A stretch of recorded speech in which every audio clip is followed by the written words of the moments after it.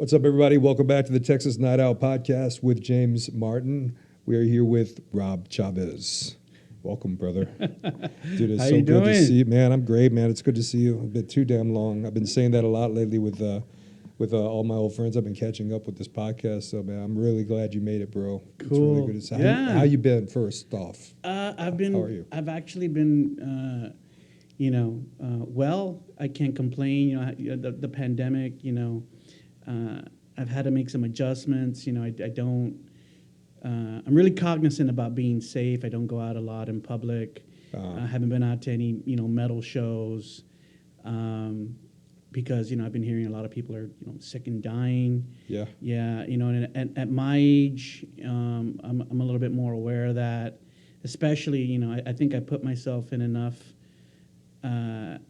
danger because I'm a high school teacher, and so at the high school, there's kids coming in and out, and luckily the district has been allowing us to get tested every week. So, but fortunately for me, I haven't gotten sick. I've been trying to be very cognizant of my health, and I've been staying busy. I just wrapped up my second master's degree in December. Congratulations, by the way. Thanks, I heard man. about that. Yeah, That's yeah. awesome, man. It also included a principal internship, which was like 128 hours, which also was a huge hill to overcome. But when it was getting really tough, the way that I always make it through, and the way that I've always kind of talked to myself is like, don't stop, and it'll be over soon enough.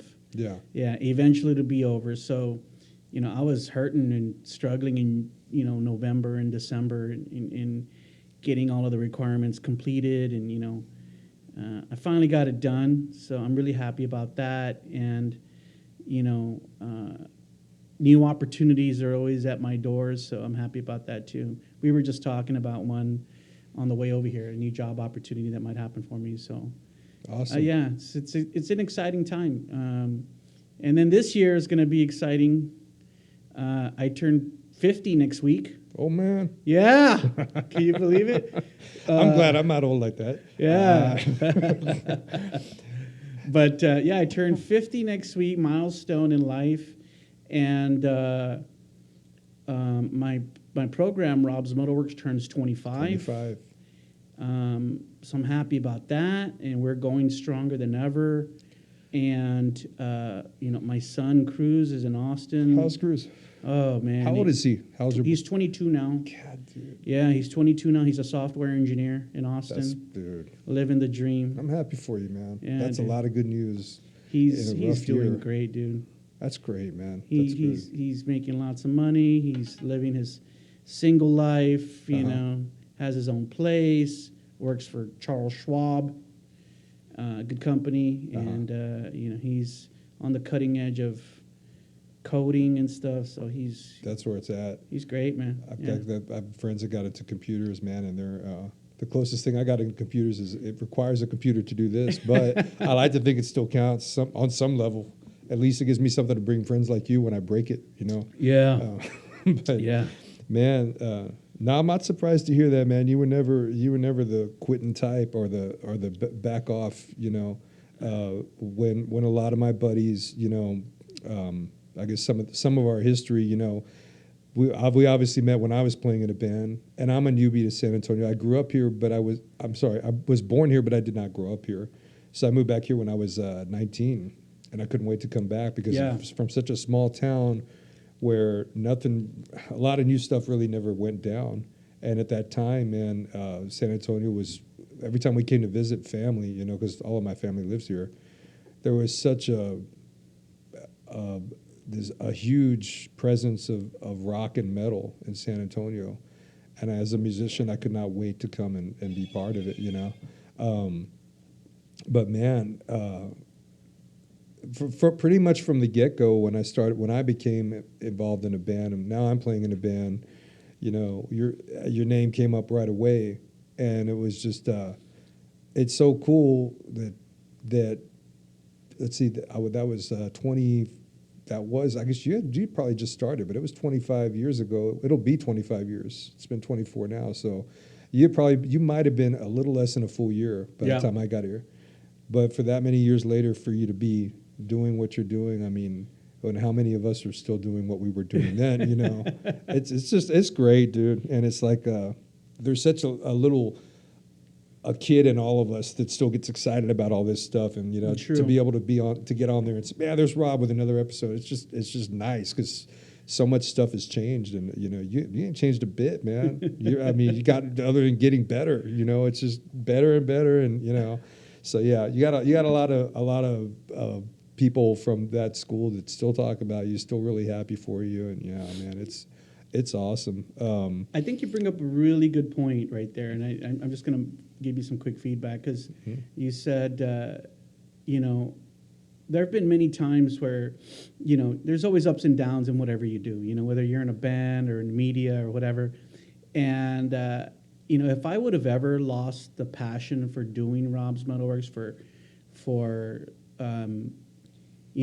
discovering new local talent and loving their music, or interviewing bands and talking to bands, or hearing from our fans who watch our show and telling us, oh, Rob, I loved this interview. I loved learning about this band. I'm going to go get their record right now. It's awesome. I heard it. If I didn't still find gratification in that, I would have stopped a long time ago. The passion has continued to live within me to persevere through the good and the bad of Robb's. And I think at this point, not only with the Robb's front, but even in my personal life, at this point, as I reach 50, it's like, I was telling a friend of mine, and I know this is going to sound like totally kind of arrogant, but I'm like, I've already established our brand, and nobody can really touch our longevity, our reputation. Mm-hmm. And really, it's like, I'm kind of like, at a point now where I don't have to prove anything to anybody else anymore. I don't have to push our brand anymore because we're already established. And that's really a great place to be. It's a great place to be. I saw that a long time ago because there's so much about what that you said that I want to touch on. And I guess I would start, one of the things that sticks out to me is that my impression was that this was not something you had to do. And it was not the one common tie and the one bond and mutual respect that was there and that's still there is that the parallel of what a person will do when they join a band and they pursue a band, is particularly in the rock or the hard rock or metal genre, is that there's so many pitfalls. It's so expensive. It's so time consuming. It's so difficult. It pulls you away from family and friends and really doing a lot of fun things that you love. Mm-hmm. It's a sacrifice and it's hard. And so many bands are doing that, but then here's this guy who's doing it with a program and with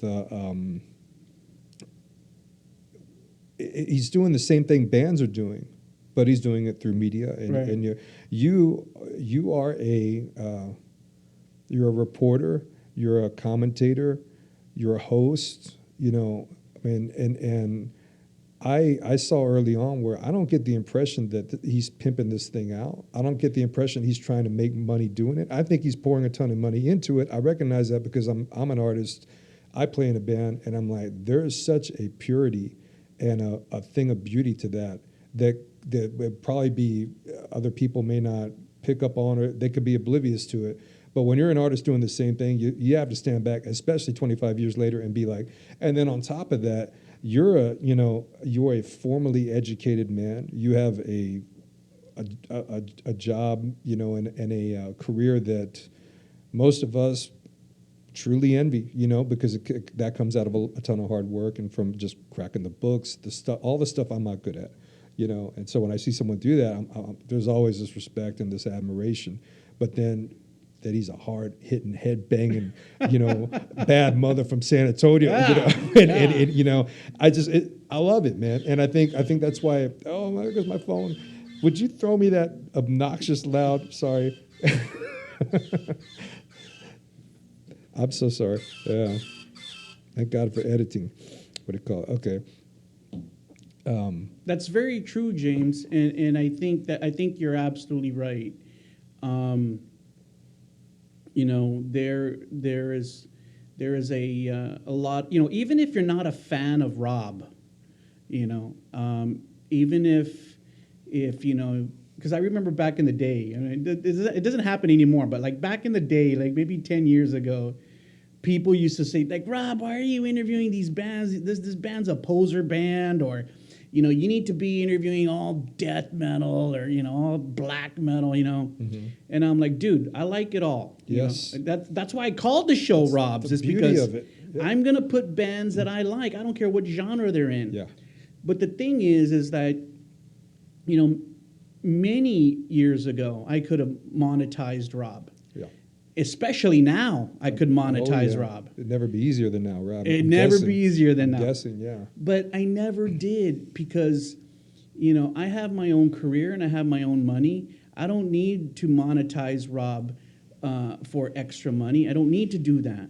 So why complicate it or dilute the integrity of Rob's by doing that? Mm-hmm. I've said this before. I've had bands contact me and say, Rob, we have a new record, man. Will you interview us and we'll give you, $500, Mm-hmm. $300 to interview us? And I'm like, I believe it. And I'm like, dude, that's not how it works. No. Send me your music, let me listen to it. If I like it and I think you're ready, then by all means we'll interview. Yeah. But if I ever did anything like that, then what's the reputable thing? What's the glorious thing about being on Rob's? All you need is $300. Right. Right. But how many people do that, and how easy would it have been for you to do that? And that's where there's just a purity and you're all heart. Everyone that knows you, man, like you're an impossible guy to not like. Someone doesn't like you, I don't trust them. There's something wrong with that person, and everybody knows that. And I was in this, I guess from let's see, 21 to for 7 years solid playing rock and metal, and even after the fact, that never crossed word about you, and there never would be reason to. I mean, it just. It's some people are able to truly reflect themselves in their work, and I think it takes a true artist to do that. Is you really came at it from the angle of an artist, Mm-hmm. the same purity an artist and love that an artist has for their work. Because Rob's is your baby, and everyone could tell that. And it's like, but it's also one of the things I wanted to touch on that we talked about earlier was I saw early on the respect that you would get from some pretty iconic artists, who you can tell, the difference between two guys talking, on a professional level in an interview, this and that, and then a guy who knows you on a first name basis. And so when I see Ted Nugent or Tommy Victor going, "Hey, Rob," I'm like, they motherfuckers know him, like man, and that's because I am that kid at heart, which is why I started a band and why I still love all this stuff and why we're even talking now. When you see that and you're from this small little Texas town and you're like, there's just another dude that hangs out and drinks beer with us, and he has made it. He's gained the respect of people that I'm sure dismiss people on a regular basis because they're and they should, but that wasn't you. And the thing is, you always, the style and the respect you came at it with, whether it was a local nobody band like us or whether it was Dave Mustaine. Yeah.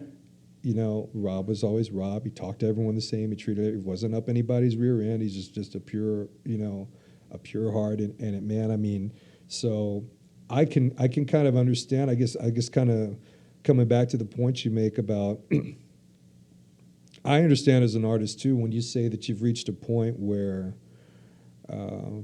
if maybe you feel like you've seen it through, and maybe you're at a crossroads, and maybe you don't have that whole that hunger of the I've got something to prove. Like, you know, you've done it. You know, I'm sure you knew that a long time ago, but you've kept going, and it's like, you know.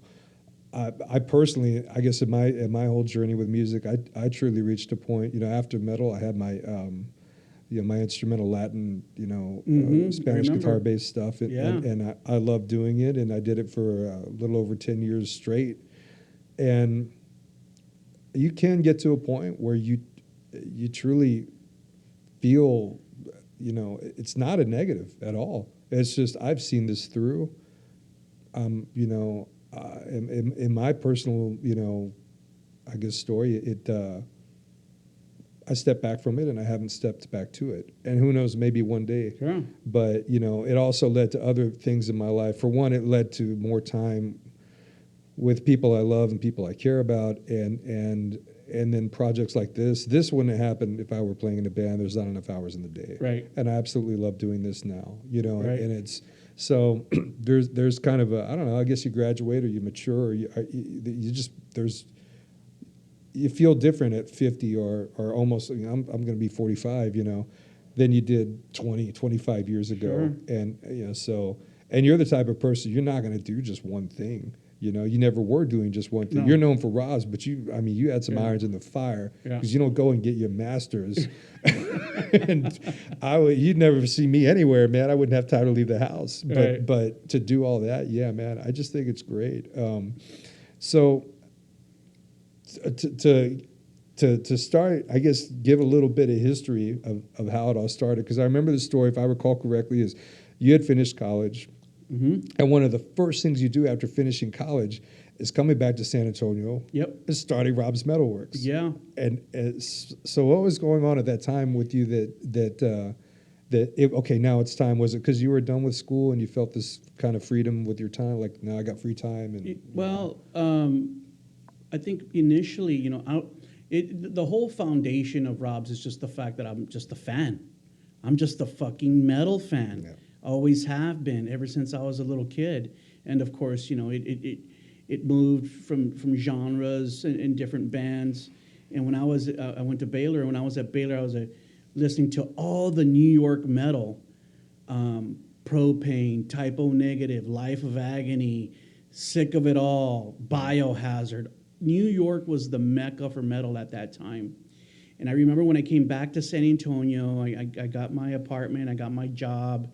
I was working, I was 22 years old, and I got back into the scene, and I was going to shows and seeing all these local bands and thinking to myself, and I remember this was pre-internet. Mm-hmm. Yeah, so I was thinking to myself, how, I had a degree in marketing, so I was always thinking about marketing and promoting, and I was like, how can I help these bands? And it was, I can either write and do a fanzine, or I can get on public access TV. Uh-huh. And I thought that was just so much more robust. So the wheels had been turning, and one of the things that I don't really share very often, it was like 1994, 95. I worked at the San Antonio Express News in a brand new department called New Media. And at that time, 94, 95, that's when the internet first started coming out to the public. Uh-huh. And Express News was an ISP. They became an internet service provider. So I worked in that department as a billing manager. And because I did, I worked with a bunch of dudes who were tech dudes, and they knew all about HTML coding, which you needed to create a web page. And then I worked with some editors, writers that were in our same vicinity, and one of them is still a very good friend of mine. He works for the El Paso Times, and his name's Sam Gaitan. And at that time, I was like, I'm going to create a web page, and I did. I learned HTML, created a web page. I think it was something like heavy metal. It was about heavy metal, and I would post stuff about all my cool bands that I liked. And then when I started thinking about, doing the public access thing, and I started sharing my ideas with these guys that I worked with, they were like, Rob, do it, man. You can do it. Mm-hmm. And one of the guys there, one of the tech guys there, this guy's name was Andy. I don't remember his last name. I was throwing names around for the show. And he's the one that said, you should call the show Robb's Metalworks. And I was like, Nice. bing. Yeah. So I was like, okay. So it was just because I loved metal and wanted to promote it. So when I went to Time Warner Cable with the idea, they loved it too. They were like, great, okay. It was very formal. You had to sign a contract. You had to submit certain episodes in advance, blah, blah, blah. And of course, because it was public access, it was also very strict. Like, you could not monetize anything. Right. You couldn't promote. I couldn't promote, like, say, oh, go see Las Cruces this Saturday, because I was promoting the event. I couldn't sell products like my T-shirts or nothing.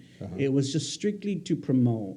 And so I was always very aware of that and very good about doing that. And then, if you recall too, like for like the first 10 years of Robb's, or maybe the first 12 years of Robb's, I always used to wear a New York Yankees hat. I don't know if you remember. I remember. Yeah, and the Yankees hat was because a lot of people were like, oh, Rob, you like the New York Yankees? I said, no, I fucking hate baseball. But I used to wear the hat because I was very loyal to all of the New York heavy metal bands. That's why I wore That's it. cool. That's why I that's wore respect. it as a homage to those bands. And of course, the rest is history. We just kept going and going and going. And there's so many people, because we didn't start going online, like we weren't worldwide until like 2011. So prior to 2011, we were just local San Antonio because we were on TV on public access. And what many people don't, unless you were with me since like in the early 2000s, a lot of people don't know. But one of the things I'm very proud of, we used to air a show, a 30-minute show every week. And I aired a brand new show every week for 7 years. Yeah. And I never, ever showed a rerun. No repeats. No repeats in 7 years. Yeah. I always had a new show, dude. And that's a standard that, I mean, who the hell does that? You be nationally syndicated, you don't do that. With the budget, with the budget and a major network behind it, they don't do it. They can't do it. I don't know that they can. I mean, I love that, dude. Yeah. Weekend. Yeah. And remember back then, I was editing on, it was all VHS. And luckily for me, Time Warner Cable had a facility where we could go and I could edit week in and week out. I would go there early in the morning before work and edit my show in one of their edit bays. They had monitors and these two huge industrial VCRs and a mixer, and I'd edit my show. Nice. And then turn it in for 7 years. That's just, I mean, believe me, you popped through my head when I started doing this, because I'm gaining a new appreciation for, okay, you host it, you equip it, you have to edit it, you have to promote it. I'm like, that's a one-man machine, and I've thought of you. I mean, and it's like, it's sobering, man. It's an eye opener because you're like, dude. I mean, what's making me? I'm a newbie, man. You're like, I'm just getting. This is my first month, but it's like, that's that excitement of getting off the ground and whatever. Man, it's easy to do that at the beginning. You can't wait. You're just stoked. You can't even sleep. 10, 15, 20, 25 years into it. There again, that's what makes it so. I'm like, I have an episode I'm going to release on Sunday, and I spent a few hours today editing my new episode that I just did. So, yeah, I mean, the technology, because the technology's advanced since that time, it's made it a lot, easier. I don't have to go to a facility anymore. I can do it on a computer. Everything's digital, and I had to invest in new cameras and stuff like that. And, I've always had a videographer, too. I've always kind of been, if you watch Robb's interviews, there is an active shoot going on. So you'll see somebody panning, you'll see somebody zooming, and things like that. And that's something that I've always liked. And luckily for me, over the years, I've had good videographers with me. And my latest guy is this guy named Thomas Casanova. He's a young cat, and he's been with me now for about 5 years, and he does a stellar job. And man, he's come through in the clutch sometimes, because we have weird circumstances that pop up with big names. I'm like, dude, you got to get over here like right now. Yeah. He says, Rob, and he always tells me, he goes, Rob, whenever you need me, I'll drop whatever I'm doing just to be there to support you. So he's a fan of Rob's too. Yeah. So luckily for me, I have someone like him. Well, I'd say specifically he's a fan of you, because you gotta love the guy you're working with to be that loyal. Yeah, he's super loyal. Few people would do that for a job or for Yeah. that's. But I mean, you're always good at reeling in people that just good people, your circle. Yeah. And I mean, man, it's great, dude. There's so much I want to ask you of what we were talking about earlier, and I'm sure more will come to me as we're talking. But one of the things that I guess had stuck in my mind that I wanted to ask you was what was the first big name or the first person that you interviewed where you're like, oh wow. Did you ever get those that kind of butterflies, like, wow, this is that you felt like maybe you'd moved on to another level, or that it was taken off, or what sticks out in your head with that? There's only one time, really, and people would say, come on, Rob, be honest. But I am being honest. I've never really gotten like starstruck, or I've never gotten nervous. Mm-hmm. Only one time that happened to me, and it was when I first interviewed Mark Tremonti, who is the guitar player for Creed. Mm-hmm. And this was post-Creed. When the first Alter Bridge record came out, I think that I can't even remember the year, but the very first Alter Bridge record came out, and they played Oyster Bake. Okay, yeah. And I had set up the interview to interview him, and I was just such a huge fan of his. And I remember they had like these little, in the backstage area of the stage, they had like these little trailers, I guess, where the band could hang out. Yeah. And so the manager, the tour manager, who was actually Tremonti's brother, his name was Michael Tremonti. Uh-huh. Very sweetheart of a guy. He says, Rob, come on, very nice. Come on, Rob, okay. I'm going to bring Mark in here a little bit. Just have a seat, get your stuff ready. I'm like, okay. Sure enough, Tremonti walks in, and he's also a very sweet man. Uh-huh. And shook hands with everybody. I remember Frazier was with me that day. Okay. He was, but he wasn't with me in the... I don't think he was with me in the backstage here, but we were partying that day for Oyster Bake. So people who may not know, Frazier, my best friend to this day, and one of the very few guys that I'm even in contact with from being in a band back in the day, but we played in a band called Art of War, which later became Face of Anger, afterwards Shock Culture, and he was one of the first ones to be like, we got to meet this guy, Rob. We got to, before we knew him, he's not from San Antonio either. He came from Alaska. Pretty much everyone in that band came from somewhere else except for the guitar player. But to your point, after the band stopped, after we were no longer playing, one of the first things he wanted to do was start working with you. Yeah, and so he did work with me for a little bit. Yeah. In fact, I still live with the guy. I train his daughter. At the gym. Oh wow! Yeah. So I mean, just a cool little side note there of the history. But so he's there. You're interviewing Tremonti, but you guys have been partying. But he wasn't there. No, he was. I don't recall him being in the trailer with us. I could be wrong, but I don't recall. And so Tremonti walks in. He sits down and we're about to start the interview, and I start kind of hyperventilating a little bit. I'm like, and he looks at me and he says, "Are you all right?" And I said, "I'm fine, man. I'm fine. I'm just a huge fan of yours." Uh-huh. Now, and that's the only time, That's crazy. And I've met a lot of famous people. Yeah, I know you have. A lot of famous people. I know you have. But I'm just a big fan of his. Mm-hmm. But the beauty, there's a little bit more to the story. The beauty of of my relationship with Mark Tremonti, and I say relationship now because we know each other. Right. Yeah. Yeah. And I've interviewed him several times since and have seen him several times since. I remember when Creed played Sunken Gardens and then subsequent Alter Bridge shows at the Aztec. His solo band called Tremonti played backstage live. We're always there. We always interview. He's always a great guy.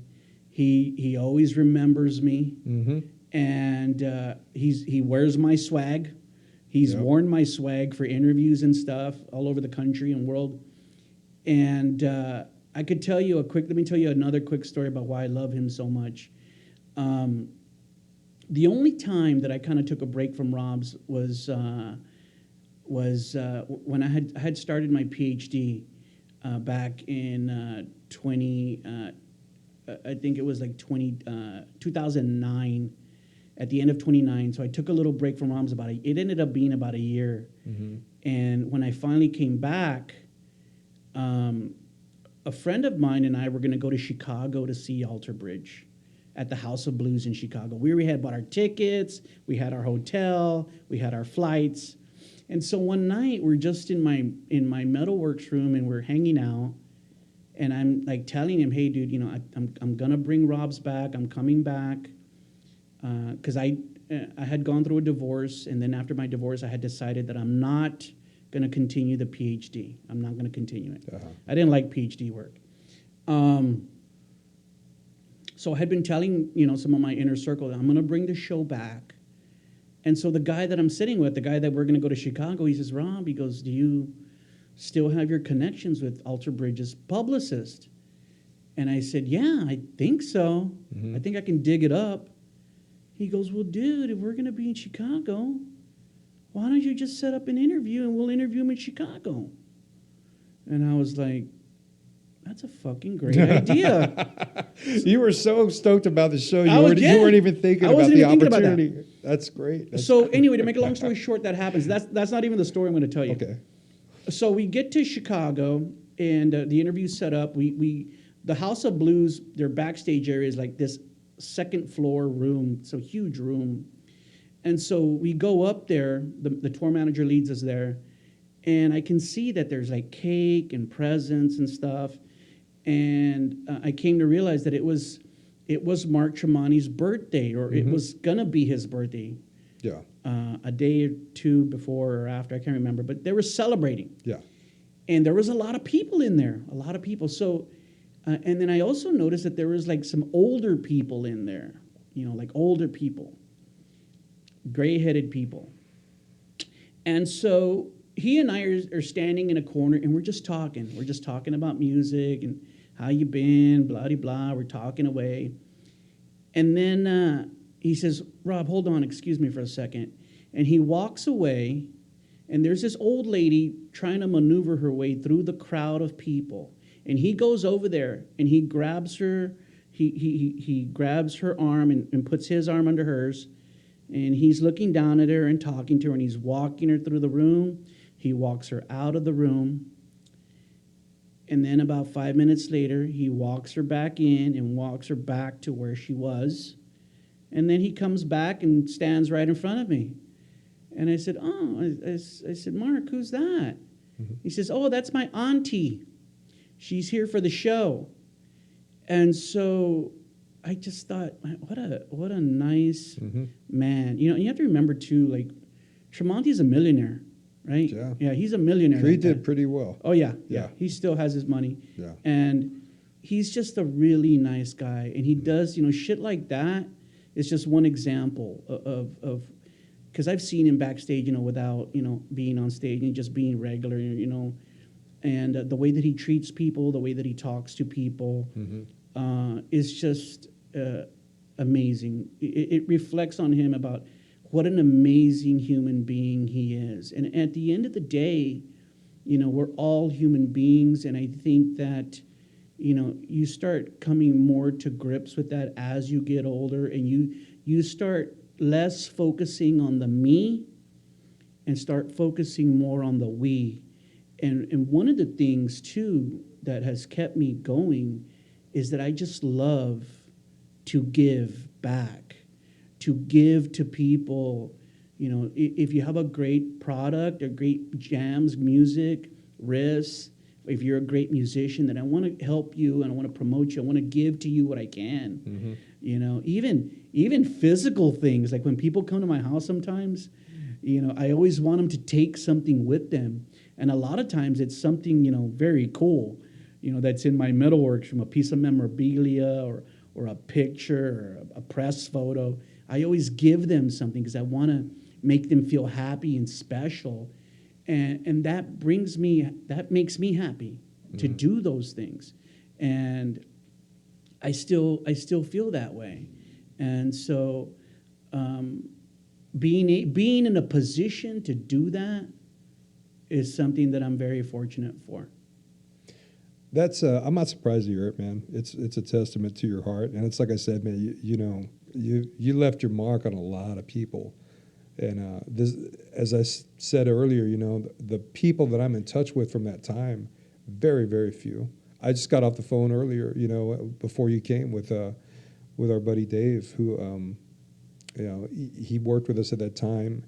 We got to play with him for a very too brief of a period of time, but he was essentially a volunteer tech roadie.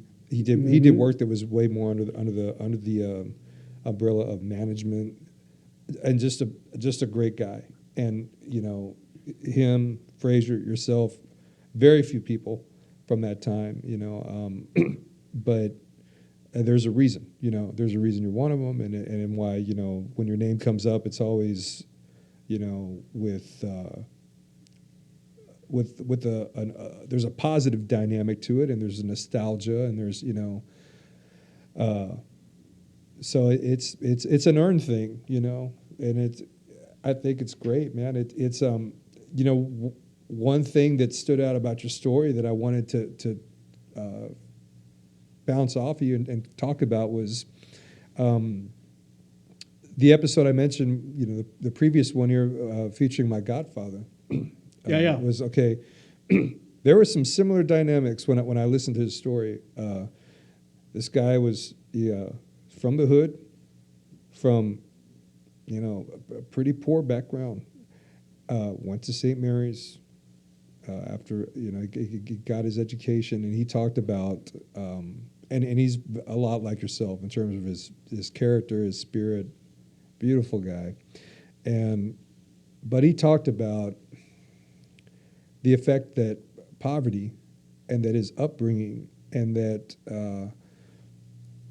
some of the racial dynamics, I think, that were a lot more prevalent when he came up, but they're always there, you know. Mm-hmm. And but the manner in which he dealt with it, and the value he placed on a formal education. Mm-hmm. And I just wanted, you know, to kind of get your take on that, and what that means to you, and how your upbringing affected you, and ultimately led to where you are now in Robb's Metalworks. Yeah, you know, I want to share something with you that I started teaching a couple years ago. And there's a researcher. She used to be an educator, then she became a psychologist. Her name's Angela Duckworth, and she teaches a concept called grit. And she says, you know, basically her research was like, why do some people succeed in life, and why do some people not succeed or achieve goals? Uh-huh. And she basically concluded, she said, it's not, she said, I had some really smart students. We know how to test aptitude, like how smart you are with regards to mathematics or analytics or critical thinking. She goes, it's not the kids who are the smartest that are the ones that are successful and reach the goals. You could have someone who's not as intellectual and still be a higher achiever. Mm-hmm. And that's the grit. Like, what gives some people the grit to succeed? And they don't really have an answer for that. Okay, I have come to the conclusion that it's just sometimes an innate drive. And grit really means perseverance to achieve long-term goals. Not like we're talking about goals that are going to take you years Right. to accomplish. Right. You know, could be like half a lifetime to accomplish. Mm-hmm. When I was growing up, I grew up kind of poor. You know, in a single parent home. My mom and I lived in public housing, and you know, it was a pretty bad neighborhood. You know, a lot of drugs around and a lot of craziness going on, vandalism and gangs and stuff like that. And I remember when I was in high school, I was like, I got to get the fuck out of here. Yeah. And I was playing football at that time, and I was also in a very prestigious choir at that time. I loved to sing, and I remember I just had like this epiphany, and I'm like, the only way that I'm going to get out of here, the only way, is to get educated. Mm-hmm. Okay, so I quit football, and I quit the choir, and all I did was focus on my studies. Wow. Yeah. How old were you? I was about 15, 16. So you had that epiphany at 15, Yeah, 16? yeah.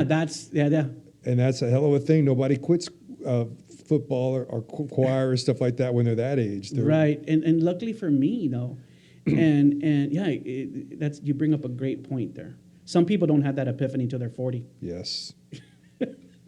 Yeah, it's I true. hate to say that, but it's true. Yeah. I could tell you another story, but I know we're on the time frame. No, man, your time is much time as you have. I have. I actually share this story. I want to hear it now to my students. Okay. There was this, when I lived in the Westway apartments, there was this girl, and remember, we're like teenagers, and her name was Bonnie. She was very pretty, and I always kind of had like this thing for her, like a crush on her, and she knew it. And so I think we went out a little bit. You know, we hooked up a couple times, but we were never like boyfriend and girlfriend because she always had dudes after her. Sure. And most of these dudes were older dudes. Yeah. Yeah, they already had cars or motorcycles. It's like that in high school. Yeah, they were older dudes. Yeah. And, you know, she used to party a lot. And, you know, she forgot all about me. And I was, you know, all right. Well, when I graduated from high school, I went off and, by the grace of God, went off to Baylor University in August. I graduated in May, and in August I was gone. And, you know, went to school for 4 years and dealt with a lot of racial prejudice at Baylor. Mm-hmm. At that time, Baylor was like 97% white. Uh-huh. There was more blacks there than there were Hispanics there. It was really strange and bizarre. And, you know, I could do the work academically, dealing with the cultural shock of being in that environment. Was very difficult, and that's something that I teach now with my kids, and I tell them, you know, one of these days you're going to move out of this barrio, and you have to, you know, you're going to meet people who aren't like you, you know, either ethnic wise or financial wise, or the way that they speak, or their norms. You know, it's going to be very different. But yeah, it was challenging, and but that was the drive that was my grit, that I just didn't want to be in that environment anymore. I wanted something new, and I remember I could have gone. I graduated top 10%, and I could have gone out of a class of like 650, Mm-hmm. and I could have gone to UTSA. I could have gone to UT Austin. A lot of my friends are going to UT Austin, or I could have gone to Baylor. And I remember I was like, Austin's too close. I want to go away. Yeah. And, you know, 3 hours is back then for me was like far away. When you're that age, and Yeah. you're from here, Yeah. that's a long way. Yeah. So I went. And, you know, again, by the grace of God, made it through. There were a couple of trials there, too, where things could have gone awry for me, and luckily they didn't. And then, you know, I came back. But that was the drive. I knew that, you know, we in our society, we live within a structured system, Mm-hmm. okay? And in order to maneuver your way through the system, I always understood that, you know, you are what you are on paper to a lot of people or companies. You know, they don't know that you're a wonderful person. Right. They don't know that you have a huge respect for other people or human beings. They don't know that you're kind-hearted. Mm-hmm. You know, you can't put that on your resume. All they see is your pedigree, okay? And so I knew I had to build up my pedigree in order to open new doors for myself. I mean, and eventually, you know, that's why I pursued the MBA when I was in my early 30s, and I got that done. And even now, you know, that's why when I started the Masters of Education, when I was already, you know, 48, and Mm-hmm. I thought, you know, I need to get this degree if I ever want to be a principal. Yeah. And even now, like that job opportunity that I told you about, Uh-huh. it's not in K-12 education. It's not a principal job. Okay, and so my friends are like, well, why did you get the MED? And I said, well, because if I want to do that, I can. Yeah. That door's open for me now. I can choose to do that. And for me, to be educated was like freedom. It's freedom. I hear people say, like, oh, it's just a piece of paper on the wall. I'm like, no, dude, you don't get it. It's freedom. I can do whatever I want. I could quit this job right now and go work somewhere else and get hired on. You're employable on a level that, you know, to me, man, it seems like it's like ammo, and it's almost like people like yourself will decide, I don't want to give anyone a reason to dismiss me or to be able to pass me over or to say that I don't belong here. You know, so you'll go out of your comfort zone, and you'll do things that are maybe not characteristic to a lot of people in your circle or your community or your neighborhood, or, you know, and I think that there's a real, you know, you talked about growing up and in your neighborhood. There is a very real kind of feeling, strong, intense thing that draws you into what you know, where you're from, and what you're used to. And I come from a town where a lot of people never even leave. Right, They right. never, you know, they don't even, a lot of them travel. Their idea of travel is we went to Houston, you know? Yeah. I mean, because like you said, that was Sure. 3 hours away, but Sure. it's relative, you know, Houston's like an hour from where I grew up in Southeast Texas. Mhm. And nothing new really ever happens there. There is no new anything, you know? I can remember the last year I was there, a Chili's restaurant opened up. Okay, it was in the paper. Yeah. It was in the paper. It was on the news. I'm driving by that night. I'm like, oh, right, that Chili's opened up. I can't remember. I was with some friends, and the line, man, was Yeah. around, like this was an event. This Chili's is open. I'm like, Yeah. and the same thing with you. I got to get the hell out of this place. That was the last year I was there. I knew I was coming to San Antonio because San Antonio was the biggest place I'd ever seen. I was young. I wanted big. Yeah, I laugh now, you know, because I've been here long enough to where I feel like I laugh, but I don't, because it is huge. It has grown. We're at like 2,300,000 people, over 2,300,000 people now. I looked this week, but the point I'm making is that it takes balls to break out of your neighborhood, your community, your circle, Yeah. you know, and to leave it, Yeah. and to go pursue something that it's ironic, man, because there's always that group of people that when you're going to pursue something like that, there's people that'll shit all over it. Why are you doing that? Why are you, you know, it's clearly an achievement. It's a goal. It's not easy. And it's like, to me, it should be easy to understand why a person would even want to try to do it. But there's always those people that can't understand you breaking out of like Baylor, that's the way, that's, you know. No, man. Some people have it in them that it's just because it is scary, and it is not normal, and it's something. They're gonna have to grow. They're gonna have to work, and they're gonna have to maybe face some discomfort. Yeah. You know, but man, the character that you gain from that, Right. you know. I talked about this guy I went to high school that, man, he went on to play relief pitcher from the New York Mets, Yeah. and to me it was so incredible because so few people leave that place, and you know, for me, man, it was a big deal to leave there too. And granted, my story's much different, but it's like I look at it like I never would have met you. I never would have gotten Right. the band. I never, you know, so many things that I'm sure I wouldn't be doing this right now here, you know. So It's a fear. I call it social fear. And I've been teaching now this is my 7th year. And so I'm around a lot of these young kids who were my age when I started getting focused. And, some of these kids won't read aloud. Mm-hmm. Some of these kids don't want to come up to the board to work a problem. And I'm like, why don't you want to come up? I'm like, sir, I'm scared someone's going to make fun of me. They're going to laugh at me.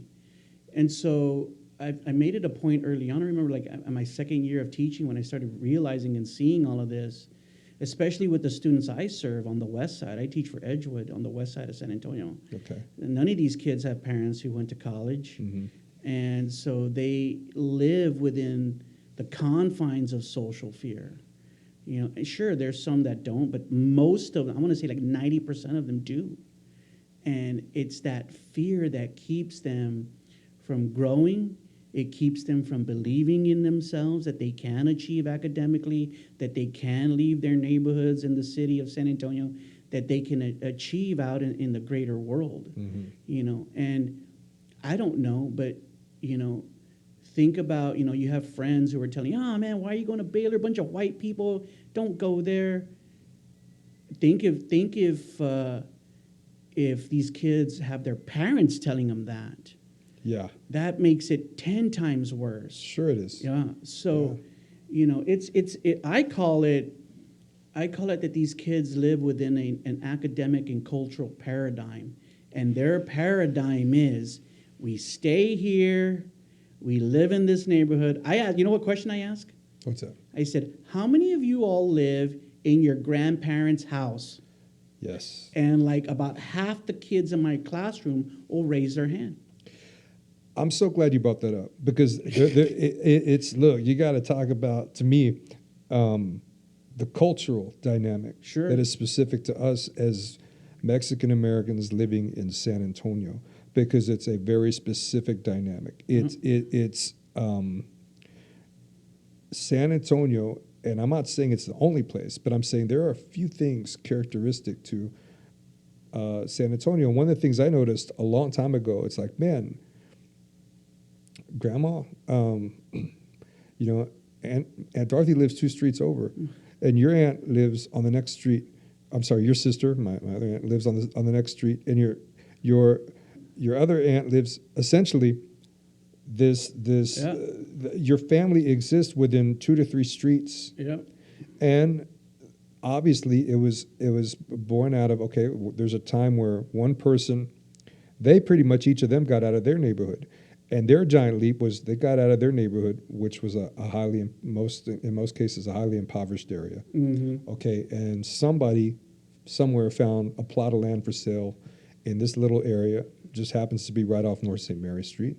And it was very inexpensive, and it was attainable, and they're like, oh, we found a place here, you should come look. And then the family essentially congregates, but they stick close enough together, and you have that support system of family. Mm-hmm, mm-hmm. I could if we need someone to watch the kids, TSCC is 2 streets over, and so on. And if I need to borrow a cup of sugar, whatever it is, whatever you need. And so, and because a lot of people didn't have cars, they ended up pretty much everybody. I had one aunt and uncle who never owned a car ever, but they owned a home. Worked, each worked a job. I mean, put kids through school. Mm-hmm. Had their son became a fireman. Out in California. The point I'm making is that that was relative to the time, and it was relative to the culture. Mm-hmm. And so, some of that, the makeup of that, I think, is always going to be there. That's why to this day you got so many kids actually living in their grandparents' house. Mm-hmm. And then, as time went on, the way things changed, now the divorce rate's through the roof. People don't stay together anymore. Families are split up, But I think in the face of all that, when, people have someone like yourself who, because you really didn't live out the stereotype of what other people would put on a kid from your neighborhood, a kid with your last name, all of the little stereotypes that come with who we are and where we're from. There are people who choose to just not take it on, I'm still who I am, but I'm not. Maybe I'm not supposed to go to Baylor. Maybe I'm not Yeah. supposed to get a PhD or a master's or be a principal, or an educator. But you became it. And there again, the beauty is there's still a headbanging dude. I mean, Yeah. you're still who you are. I think you said something very important earlier, and you said it builds character, and I think that anybody can go to college and do the work. If you really set your mind to it, you study and you learn the content, or you learn how to become a better writer, and you can write an essay and, commit yourself to studying, anybody can be successful. And I tell my kids, I said, that's not what college is all about. Because I have kids who are saying, like, yeah, sir, I'm going to go to college, but I'm just going to stay living at home. And I said, why do you want to do that? I said, part of college is going away, because not only are you going to be a student, you have to learn about discipline. You have to learn about willpower. You have to learn about building a schedule for yourself and maintaining that schedule. You have to be responsible to wash your clothes and to go to work. When I was at Baylor, I was working 30 hours a week in the library, 30 hours a week. And you know what I would do on payday? I would get paid every 2 weeks. And back then, because I was working work study, I was getting like $7 an hour. And so my check was like $150 or something like that, $200. So on payday, I would go to the financial aid office, and the lady would say, "What's your name?" And I'd say, "Robb Chavez." And so she had a box in front of her with a whole bunch of envelopes. Mm-hmm. And she'd be looking through it, and she'd find me, and she'd give me my check. Mm-hmm. And so I'd open it up, I'd look at, $200, and then I'd sign it and give it right back to her. Mm-hmm. Because I was paying for my school. Man. So I never had any money. Yeah. I never had any money to take a girl out. I never had any money to buy beer. Nothing. Yeah. But luckily for me, all my friends at Baylor were rich. They were rich, and so they always bought me shit. But it was a very meager existence, and I said, look, man, 4 years, you can do it. Just stick it out. Yeah. Stick it out. I almost quit one time. My dad talked me out of it. But just stick it out. And it was difficult. It was difficult at times. And, all of those things that build character and build, those traits that you need to be a successful adult, that's what you really learn by going away to college. Yeah. My mom wasn't there to wash my clothes. I had to be sure I was up in the morning to be at class on time, to be at my job on time. Man, I remember I'd get home from work at 11 o'clock at night, just beat, and then I'd have to do it all over again. Yeah, and it never stopped. It never stopped.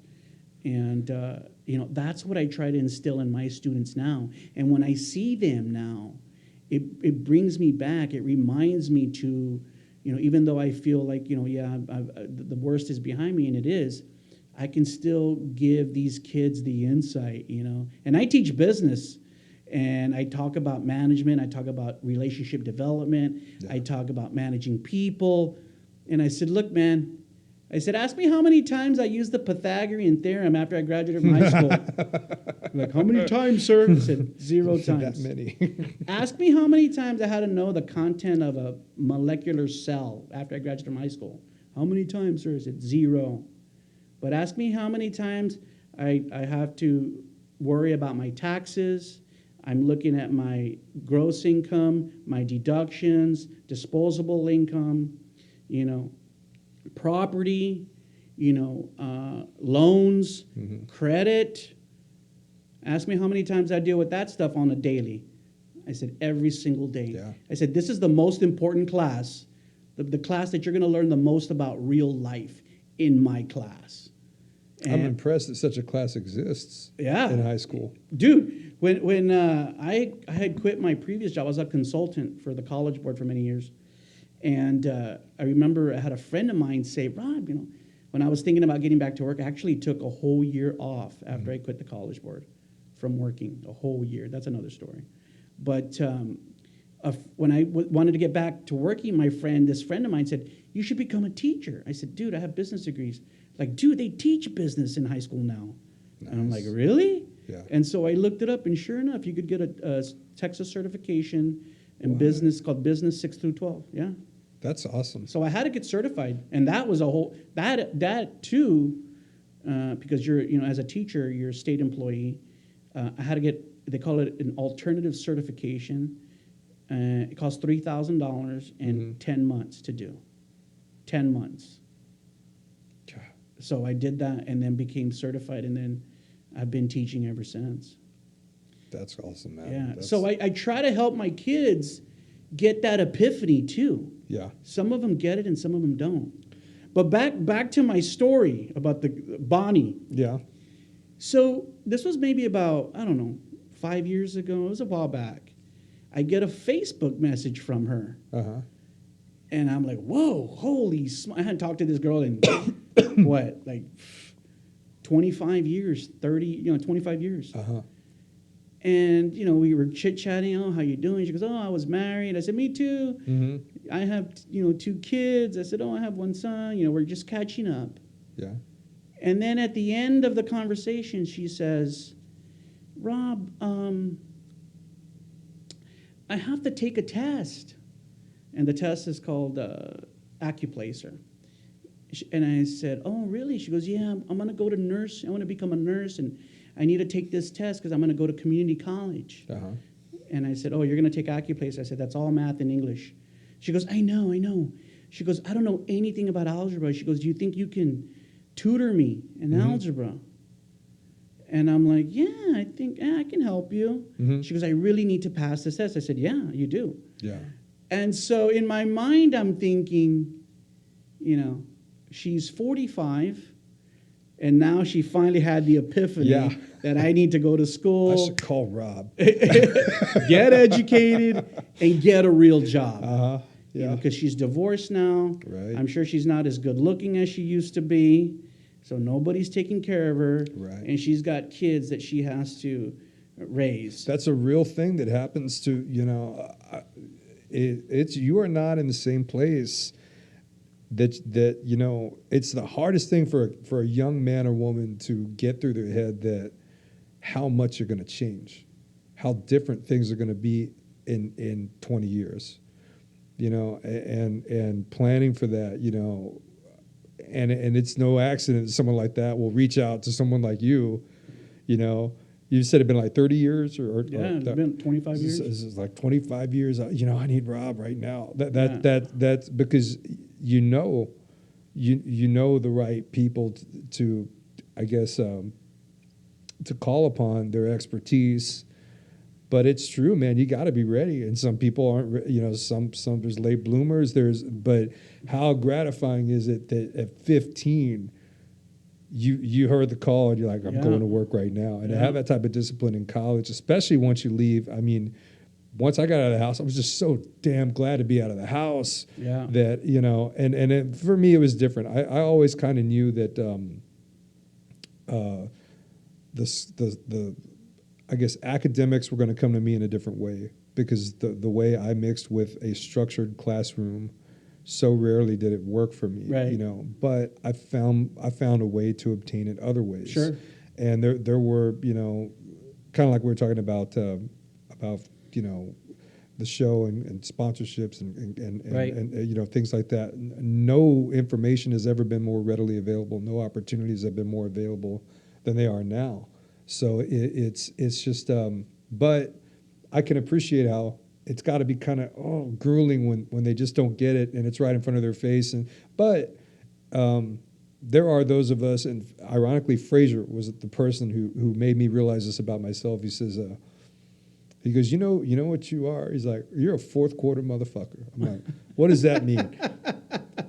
What's that mean? That sounds like something Fraser would say. Dude, but it does, because it's pretty, shoots from the hip and it's very accurate, and it's like that does sound like something he'd say. And he's like, he goes, because I very many times throughout the course of the band with Art of War was almost fired. I was the youngest. I was the least disciplined, and I was the one that typically you had to talk to me about stuff, needed correction, or like it has nothing to do with your ability as a musician. It's like, bro, you got to learn to be on time. Yeah. Bro, you got to. It was basic, the same stuff you're talking about, and you say you want this, you say you want to be in a band. That band were special. They had a military style discipline. There was Right. there was a fine system in place. There were bands don't do the stuff that band did. No band I had ever played in or have known. They set this standard, much like yourself. Is like, I'm not going to do what everyone else does. I got my own playbook and I'm sticking to it.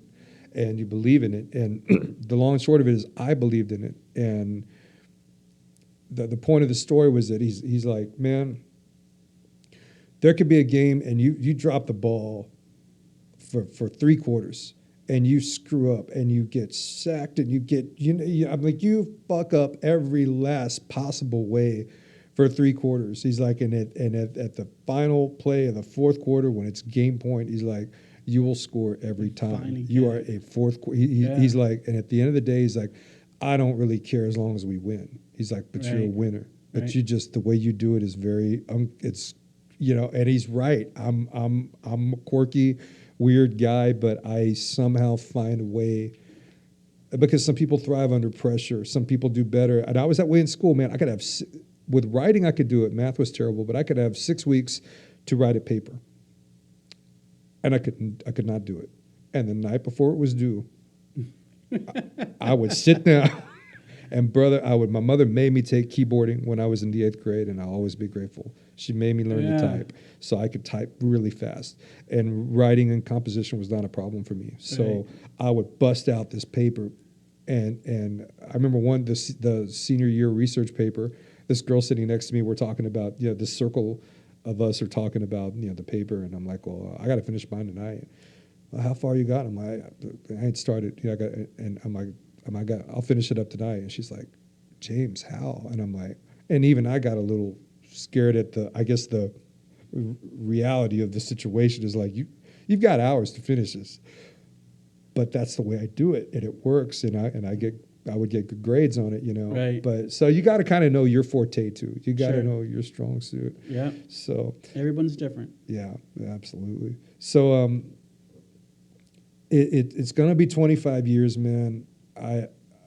From the heart, man, I'm proud of you. I'm proud to know you. You're a great guy, man, and that success you came by it so honestly, and I hope that should the day come where you do take a step back, maybe I'd love to see it get passed over or somehow not passed over, passed on, or Right.